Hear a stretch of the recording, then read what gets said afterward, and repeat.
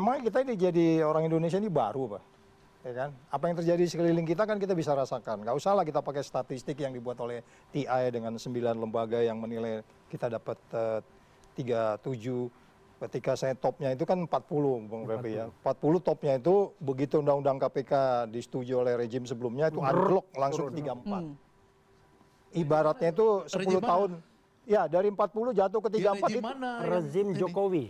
Itu jelas. itu praktis itu sama dengan hari pertama, praktis sama dengan hari pertama Jokowi dilantik. Itu indeks persepsi korupsi 34. Jadi dari sisi pemberantasan korupsi, Jokowi is nothing. Itu jelas. Jangan salahin saya. Itu dunia internasional yang menilai. Even indeks persepsi korupsi dalam pengertian varietas demokrasi dari 5 tahun ini turun ke 24. Dari 25, dari 100 sampai 100 jatuh ke 22. 22 itu cara kita menjalankan demokrasi itu udah amburadul. Salah satu ya, saya nggak menyalahkan apa yang kita sebut bagaimana kita menjalankan konsensus, menjalankan pemilu, menjalankan kewajiban-kewajiban kita dalam elektoral. Yang saya selalu bilang anak belum cukup umur langsung bisa jadi wapres. Itu termasuk yang dinilai oleh internasional. Jangan salahkan saya. Ya kan? Kenapa kita buktinya jatuh dari 25 ke 22.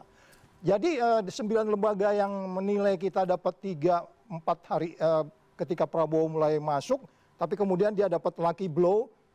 Kemarin baru beberapa bulan dia naik ke 37. Dia dapat kayak pas mau nonjok masuk tuh orang gitu kan. Dapat dia naik 3. Jadi ini saya pikir sinyal bagus gitu. Jadi maksudnya gini loh. Kalau memang kita mau bicara hari ini kan Noel kehadirannya kan dalam kaitan kontestasi demokrasi. Iya dong. Yang disebut sebagai relawan-relawan segala macam itu kan. Kalau enggak itu kita nggak bicara variabel yang disebut varietas demokrasi dapat 22. Nah pertanyaannya adalah ketika kemudian demokrasi yang carut-marut ini, nah yang di sini ada yang disebutnya Economic Intelligence Unit, di sini World Economic Forum, di sini World Justice Project, di sini Competitiveness Index, di sini World Justice Project, di sini Political Economic Risk Konsultansi. Ini semua 9 ini mesin utamanya itu demokrasi. Itu yang saya bilang kalau Prabowo mau keren, wajibin orang datang ke kota suara nanti, wajib memilih supaya kemudian relawan-relawan ini nggak dikasih beban gitu. Ini kan mereka dikasih beban sebenarnya oleh partai politik dan relawan-relawan ini supaya orang datang dibujuk dengan cara macam-macam. Wajibin orang datang ke bilik suara, bikin undang-undangnya. Ini relawan masuk fokus membina orang, jadi nggak ada transaksional isu.